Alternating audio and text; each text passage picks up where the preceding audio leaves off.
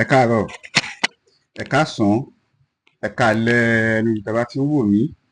Gẹ́gẹ́ bí àṣà mi, nǹkan tí ò lè fúnyàn. Ọlọ́gbọ́n nìkan ni mo pè. Ẹni tó ní ọgbọ́n, tó ní àgbọ́yé, tó tún ní àròjinlẹ̀. Ẹ jọ̀ọ́, gbogbo ìwọ tó bá wo program yìí, tó bá jẹ́ ọmọ Ìgbò, ọmọ Yorùbá àti ọmọ Haúsá, bóyá o mọ̀ mí rí ni, bóyá o mọ̀ mí rí ni, bóyá o mọ̀ ìgbà tí mo ṣe kékeré àbí mo mọ̀ ìgbà tí mo ṣe kékeré, bóyá o mọ̀ wá mi àbí o mọ̀ wá mi, bóyá o mọ̀ ẹbí mi àbí o mọ̀ ẹbí mi, má wò yẹn rárá. Mo fẹ́ kó o lo ọgbọ́n àti àgbọ́yé láti gbọ́ program mi. Má fi etí ìfẹ́, má fi etí ìbànújẹ́, má fi etí ìbínú, má fi etí ọ̀tẹ̀, má fi etí ẹ̀sìn gbọ́ program mi. Kó lè gbọ́ àgbọ́yé, kó lè ní àròjinlẹ̀ nípa nǹkan tí bá sọ. Ọlọ́gbọ́n o, olóye o, mo fẹ́ sọ̀rọ̀ nípa ọgbọ́n, òye àti ìmọ̀. Wisdom, understanding and knowledge. Ọgbọ́n, òye àti ìmọ̀. Ní àkọ́kọ́, ẹ jọ̀ọ́, ẹ bá mi táàgì ààrẹ orílẹ̀-èdè wa, Game Changer, mọ program yìí. Tí ò bá wo program mi rí, tó bá jẹ́ pé àkọ́kọ́ lélẹ̀ jọ̀ọ́, èlò ni dátà tó fẹ́ fi wo program mi. Kàn fi ọgbọ́n àti òye kó kàn fi gbọ́ ọ̀rọ̀ tí mo fẹ́ sọ yìí. Lóòótọ́ máa gbà ẹ́ lásìkò, jọ̀ọ́ má ti torí pé ebi ń pa ẹ́, o ò rówó school ọmọ san, ìyàwó ẹ ti kọ̀ ẹ́, o wà trauma, o wà depressed. Ó ti yẹ, má fi etí yẹn gbọ́, fi ara balẹ̀. O lè kọ́ ọgbọ́n ẹyọ kan tàbí méjì nínú ọ̀rọ̀ tí mo fẹ́ sọ yìí. Má wàá fi etí wípé o ní ìfẹ́ ẹ̀sìn, etí ọ̀tẹ̀ àbí etí ìbànújẹ́ gbọ́. Ní ẹ̀kan sí, ọgbọ́n, òye àti ìmọ̀. Mo ṣí fìlà fún Game Changer, ààrẹ orílẹ̀-èdè wa. Mo ò ní dárúkọ, but ẹ mọ ẹni tí mo sọ. Ṣé rí gbogbo nǹkan tó ń ṣẹlẹ̀ ní Nàìjíríà, tó bá jẹ́ pé àwọn ìjọba yìí, mi ò like ìjọba, màá sọ mi ò like government official, mi ò like wọn rárá láti ìgbà tó ti bí mi. Bẹ́ẹ̀ ṣùgbọ́n nígbà tí Game Changer dé bẹ́ẹ̀, inú tún bí mi sí pé kí ló ń ṣẹlẹ̀. Bẹ́ẹ̀ wọ́n á padà lọ wá nǹkan tí wọ́n ń pè ní àwọn ọmọ kùtù ojíire. Ibo la ti ń bọ̀, ibo la ń lọ, ibo la dé. Kò kí ń ṣe ààrẹ tó wà ń bẹ̀ yìí ló ba orílẹ̀-èdè jẹ́, kò dẹ̀ ń ṣe ohun tó dẹ̀ débẹ̀, kò dẹ̀ ń ṣe kó fẹ́ àbájọ fẹ́ àtúnṣe ni. Torí ẹ̀ ni mo ṣe ṣí fìlà fún. Ṣé rí ọ̀rọ̀ mẹ́tẹ̀ẹ̀ta mo fẹ́ sọ yìí, gbogbo mẹ́tẹ̀ẹ̀ta péré pátápátá ló pé sí ààrẹ wa yìí. Ọgbọ́n, òye àti ìmọ̀. Láàárín èmi àti ẹ, ṣé ìwọ tó ń gbọ́ mi ṣó ní ọgbọ́n? Olọ́gbọ́n àbí? Ibo ló ti rọ́gbọ́n ẹ? Ta ló kọ́ ẹ lọ́gbọ́n? Ta ni tíṣà ẹ? Ibo ló ti bí ẹ? Ibo ló ti tọ́ ẹ? Ọgbọ́n mélòó ló wá ní, ṣàlàyé fún mi. Ok, ṣó lóye? Báwo lè mọ̀ pé o lóye? Ta ló kọ́ ẹ lóye? Kí ni nǹkan tó ti ṣe, tó ti rí tó fọ̀ pé o lóye? Ok, o ní ìmọ̀ àbí? Knowledge. Báwo lè mọ̀ pé o ní knowledge? You are a graduate, you have SA, BSc, doctorate, kìnìkan ló fi mọ̀ pé o ní ìmọ̀. Gángan ni ọ̀rọ̀ ayé. Ohun tó kọjú sí ìwọ, ẹ̀yìn ló kọ sẹ́lòmíì. Lóòótọ́, Quran àti Bible wọ́n dẹ̀ sọ pé ìmọ̀ tó ń wò yẹn kò pín síbì kan. Kí ló dé tí ìwọ wá ṣe mọ̀ pé o ní ìmọ̀? Ṣé onímọ̀ tó ẹ àbò onímọ̀ jù mí lọ? Ọlọ́gbọ́n o, olóye o, mo fẹ́ kán sí agbami ọ̀dọ̀. Ẹni tó bá létí inú ni kó tẹ̀lé mi, ẹni tó bá létí inú kó padà lẹ́yìn. Ọgbọ́n, òye àti ìmọ̀. Ibo ló ti ní ọgbọ́n tiẹ̀? Báwo lè mọ̀ pé olóye ni ẹ? Ibo ló ti ní ìmọ̀ tiẹ̀? Ok, àfáà ni ẹ, pásítọ̀ ni ẹ, babaláwo ni ẹ, ọmọ ìlú wo ni ẹ? Ibo ló ti bí ẹ? Kí ni surname ẹ? Kí ni identity ẹ? Kí ló ń ṣe nídìí ilé tẹ́ ti wá? Ok, it's a question. Okay, no problem. I'm a Muslim, you're a Christian, onífá ni wọ. Quran sọ pé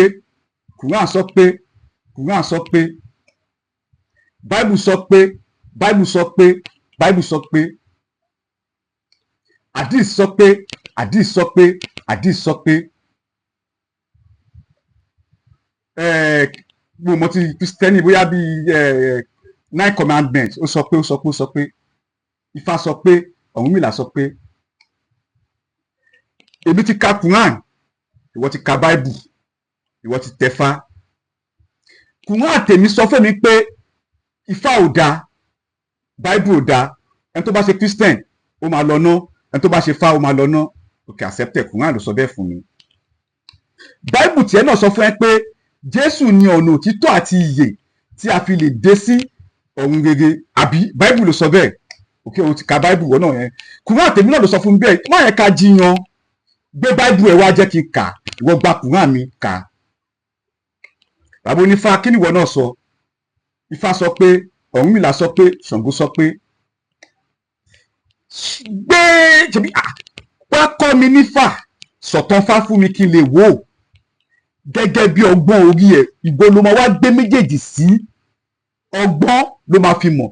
mo béèrè lọ́wọ́ àwọn ẹnìkan bí mi question kan pé kí ni ìtumọ̀ ọgbọ́n ní òyìnbó wisdom, kí ni ìtumọ̀ òye understanding, kí ni ìtumọ̀ ìmọ̀ knowledge, kí ni ìtumọ̀ làákàyè?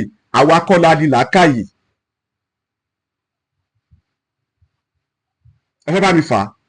èdè làákàyè kò kí ń ṣe ilẹ̀kùtù òjíire lónìí, àwa kọ́ la ní èdè yẹn, kò kí ń ṣe èdè Yorùbá, èdè Árábù nínú ìrẹ́bọ̀ ó lè má jẹ́ ó lè jẹ́, àwa kọ́ la ní làákàyè. àwọn èdè kan wà nínú èdè Yorùbá tó jẹ́ àyálò èdè. nígbà tí a wá yá èdè yẹn lò, nígbà tí àwọn ọmọ wa wá ń dàgbàdàgbàdàgbà tí wọ́n ti nǹkan lajú sí, èdè tiwa gbogbo wa parẹ́, a wá ń lo àyálò èdè tí ò dẹ̀ kó rí bẹ́ẹ̀. àwọn èdè kan wà ní ilẹ̀kùtù òjíire tí à ń lò ní ilẹ̀ Yorùbá tó ti di tí ò sínú àṣà àti ìṣe wa, but a ti àdì ẹ̀ sínú àṣà àti ìṣe wa. anybody tó bá mọ ìtumọ̀ tí anybody tó bá wá sọ fún mi pé làákàyè tó máa sọ pé ò ní làákàyè, èdè kùtù òjíire ní bàbá kó wá sọ fún mi, kó wá sọ ibi tí ó ti kìfà tó kìfà làákàyè. no don't má argue o, come comment lọ wò, mo wá mọ̀ tó bá mọ̀ lọ wò, tó bá jó nífá lọ wá ibi tó ti kìfà tó wá kìfà pé làákàyè lọ wá dárúkọ nínú Ifá yẹn. tó bá wá sọ fún mi bẹ́ẹ̀ máa bọ̀, máa gbé rẹ bọ̀. but ọgbọ́n, òye àti ìmọ̀, Ifá dárúkọ mẹ́tẹ̀ẹ̀ta.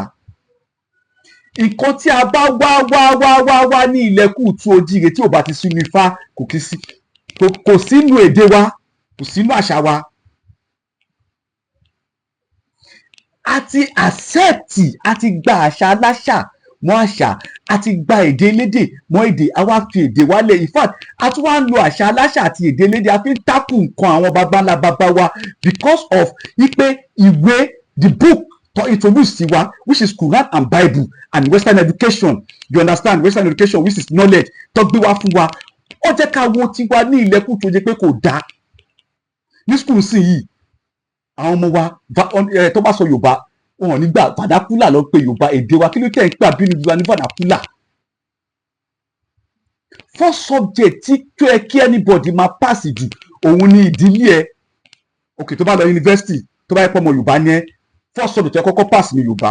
tó bá yẹ pé ọmọ Hausa ni ẹ, first subject ẹ kọ́kọ́ pass ní Hausa. tó bá yẹ pé ọmọ Igbo ni ẹ. but now English and maths, history, and when they are talking about the history, kí ni tí wọ́n. inú bíbí mi ò fi ṣẹ́ mi mú ẹ, ọ̀dọ̀ funfun mi ò bẹ́ẹ̀ lọ́wọ́ ẹ̀. ṣe rí ọgbọ́n, òye àti ìmọ̀ ó máa pẹ̀ka gan, máa fà á gùn gan. jọ ní ẹ̀kan sí tó bá jẹ́ pé àkọ́kọ́ leléyìí tí òun program mi, má fi etí pé tata ló ń sọ̀rọ̀, mo mọ̀ náà àbí tí ò bá mọ̀ mí rí, má ì tẹ́ pé bóyá àfáà ni ẹ o, pásítọ̀ ni ẹ o, babaláwo ni ẹ o, ọmọ Ìgbò ni ẹ o, ọmọ Hausa ni ẹ o, politician ni ẹ, má fi tínkì ní àbíbi tó ń pa ẹ́, àbí nítorí pé wọ́n sọ pé ààrẹ ló ń borílẹ̀-èdè jẹ́, àwọn ìjọba ló ń borílẹ̀-èdè jẹ́, má fi tí yẹn gbọ́. fi etí ìfẹ́ àti etí ìmọ̀jọ́mọlúàbí ilẹ̀kùtù òjíire wá gbọ́ prógbàmù mi sẹ́ẹ̀. ọlọ́gbọ́n nìkan ni mo pè, ẹni tó ní ọgbọ́n, tó ní àgbọ́yé, tó ní àròjinlẹ̀. tí ò bá ti láròjinlẹ̀, ọ̀rọ̀ tí mò ń sọ ó máa tako ọgbọ́n orí ẹ.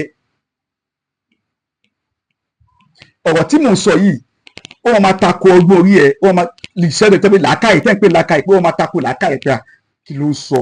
because o ti ka Quran, o ti ka this, o ti lọ sí Saudi, o ti lọ sí Arab, o ti rò pé ilẹ̀ Yorùbá olùkọ́ tó bá wà nílẹ̀ Yorùbá ikọ̀ burúkú ni. Ìwọ náà ti ka Bible, o ti lọ Jerusalem, o ti lọ everything. Mo tún wá ẹnìkan tún wá ń bi mí ó ní pé lóòótọ́ ni Ògún wà everything wà, but nígbà tí Jésù dé ó ti wá kó gbogbo kinní yẹn ó ti dànù, kò wúlò mọ́. Nígbà tí ànábì dé, ànábì introduce wa pé ó gba àwọn òòṣà wa yẹn ò dáa. Ok, accepted. Quran ló sọ bẹ́ẹ̀, Bible ló sọ bẹ́ẹ̀. Ok, òótọ́ ni pé gbogbo àwọn Ṣàngó, Ọ̀ṣun, Ọya, Ifá nǹkan burúkú yẹn ya gbogbo àgbẹ̀bẹ̀. Ṣé ìwọ wà lọ wádìí?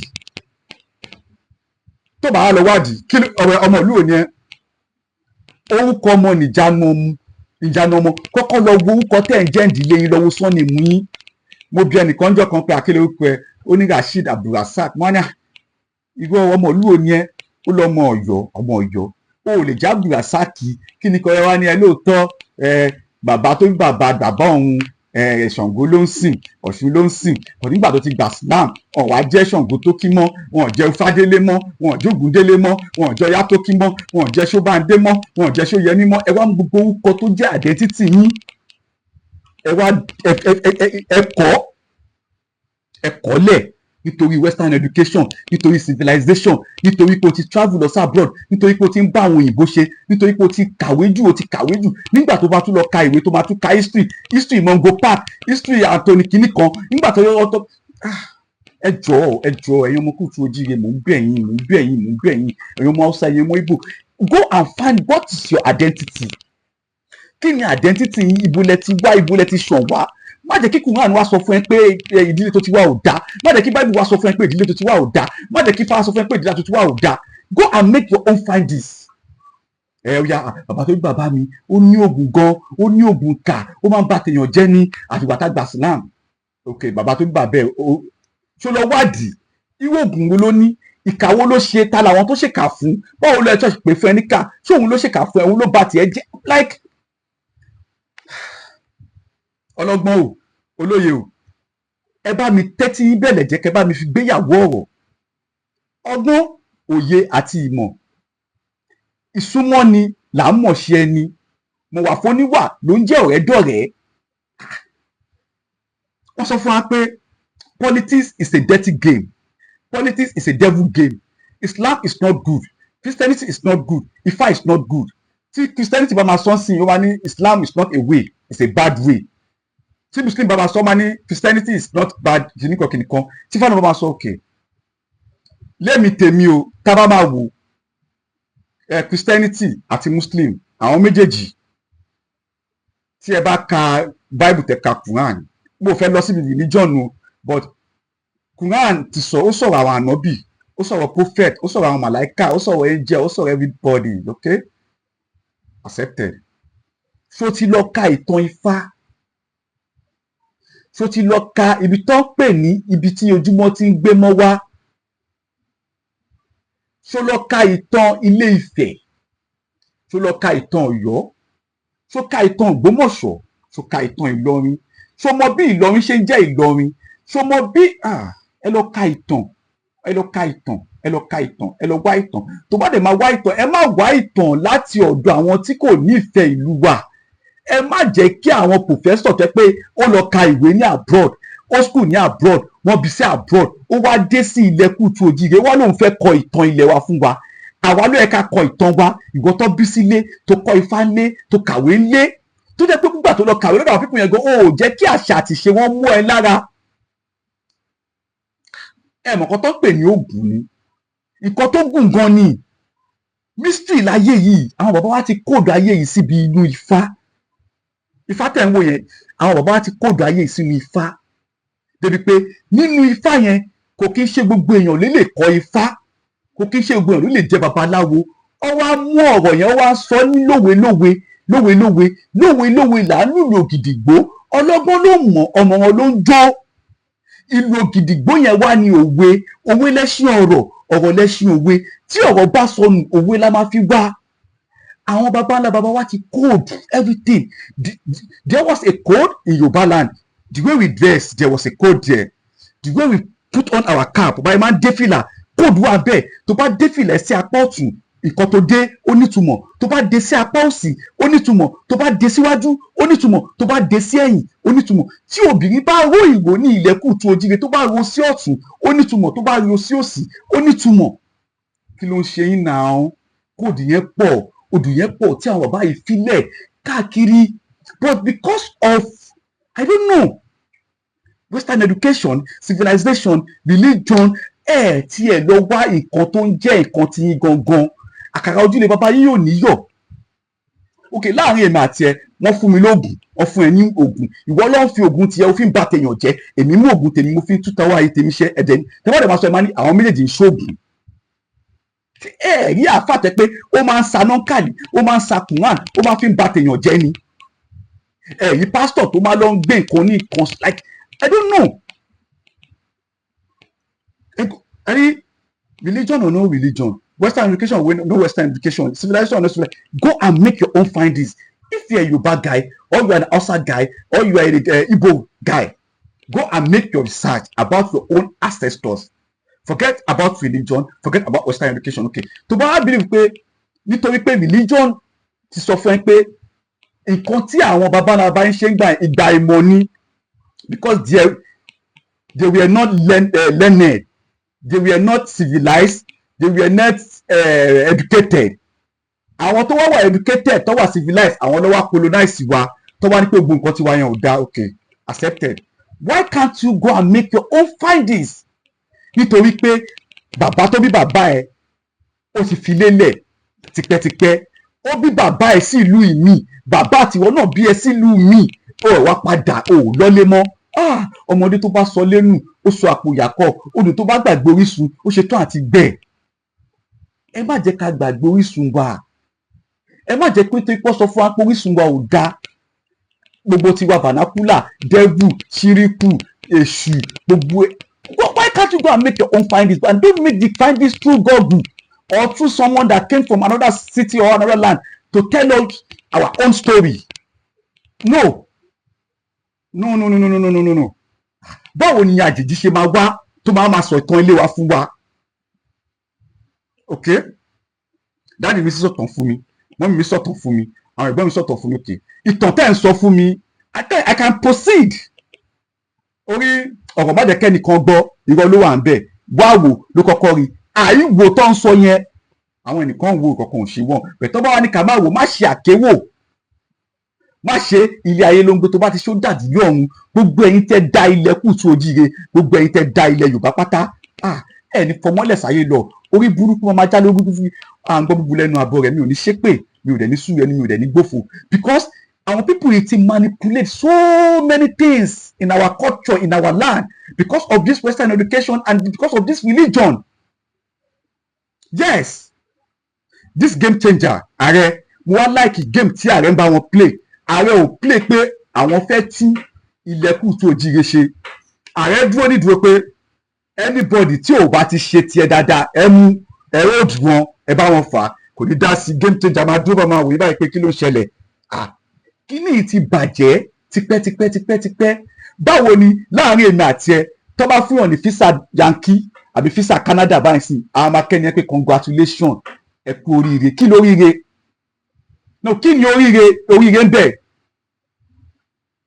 Ẹ kí ni pé mo kó oríire pé mo fẹ́ fi ilẹ̀ bàbá mi lẹ̀, mo fẹ́ fi ibi tó bí mi sílẹ̀, mo fẹ́ fi ìyàwó àtọmọ mi lẹ̀, mo fẹ́ fi bàbá mi lẹ̀, mo fẹ́ fi ìyá mi lẹ̀, mo fẹ́ fi àwọn ẹbí mi lẹ̀, mo ń lọ sí ilé àjèjì láti lọ ṣiṣẹ́, kí tí wàá kéré òkú padà sínú ilé.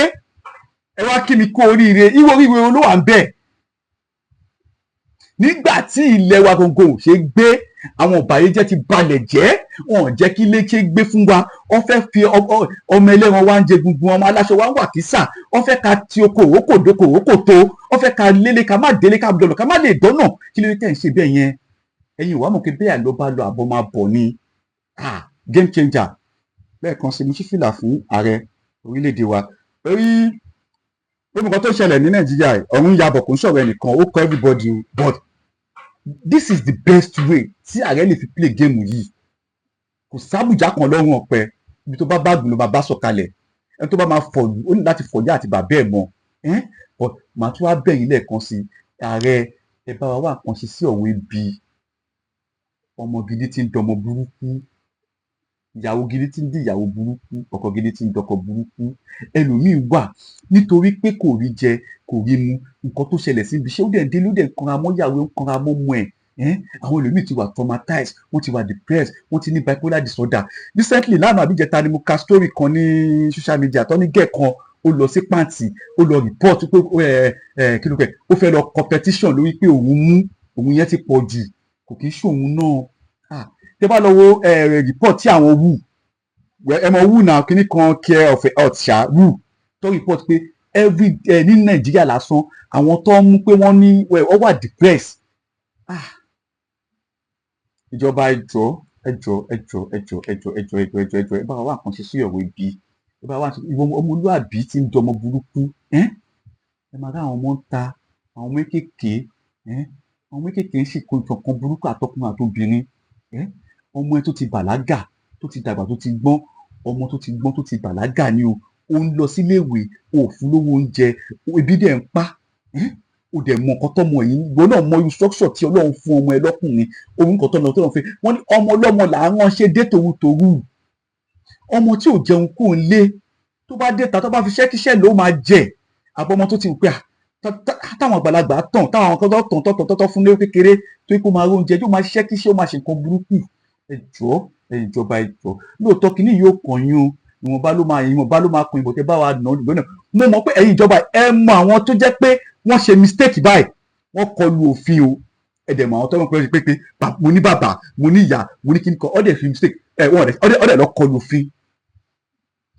Tá a bá ń ta ká máa tọ̀ tá a bá tọ̀ máa dẹrun onídìí ó máa dẹrun onídìí ó dẹ̀ ń bọ̀ àwọn ládẹ́ẹ̀dẹ̀ nísìnyí wọn kì í dá àwọn òde mọ́ gbára ló yẹ ká mú tó o because àwọn ọmọ tá à ń bí sọ́ni rapid grow memory wọn ti fast jù mo mọ̀ kọ́ táwọn ọmọ yẹn ń jẹ Ọlọ́run gbọ́mọ wọn ti fast jù IQ wọn ti like ó dà pé àwọn ọlọ́pàá ń jẹ sí ẹjọ́ nǹkan tẹ́ bá ṣe lójú wọn ọmọ yẹn like wọ́n ti gé tí wọn lọ́wọ́ ọ̀gbọ́n kankan and this social media wọ́n ní láti regulate ẹ̀ yes because kó tó sùn lọ sí 5-7 page ìṣekúṣe ọ̀rọ̀kọ̀rọ̀ nonsense rubbish ló ń tà yes please ẹ jẹ́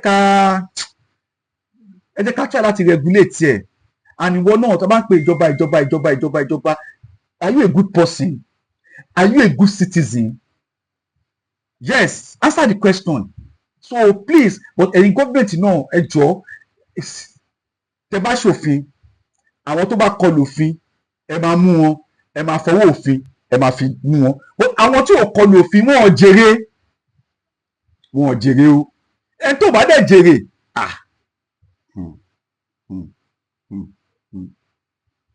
ọwọ́ tó bá dilẹ̀ lè ṣì ń yálò ṣe ń gbọ́ wọ́n ní pé Ọlọ́run má jẹ́ ká jóúnjẹ ta ẹni nígbà tí ọ̀rẹ́ ẹni ò gbomi kaná kọ́ wọ́n ní bẹ́ẹ̀ tí ò bá ti rí àlàl èèyàn máa jà ráhùn ọlọ́gbọ́n nìkan ni mo pè ẹni tó ní ọgbọ́n tó ní àgbọ́yé tó tún ní àròjinlẹ̀